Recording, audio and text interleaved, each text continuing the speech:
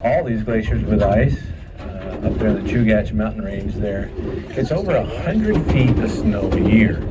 And that ice and snow that sticks around goes through a process called formation. It sticks around long enough where it starts to gather up more and more ice on top of it, gets more and more dense.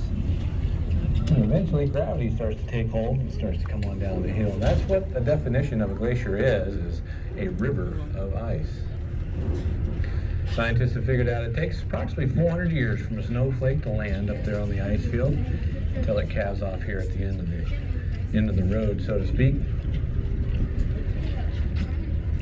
And then of course it melts here in the salt water and eventually hopefully evaporates. The cycle starts all over again if it returns as precipitation or snow back up there in the ice fields.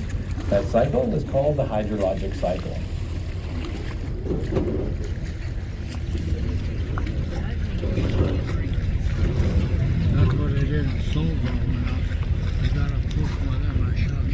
Now you might have noticed that the water has changed color here next to the glacier.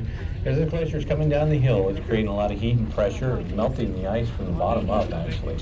And it's creating a lot of free water flowing out from underneath this glacier. And that it's also grinding up the rock into a fine powder underneath it.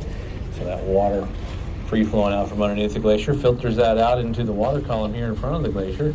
It's called glacial silt. We actually sell some glacial silt there at the gift shop downstairs. You can add a little bit of water to it and you have yourself a glacial facial.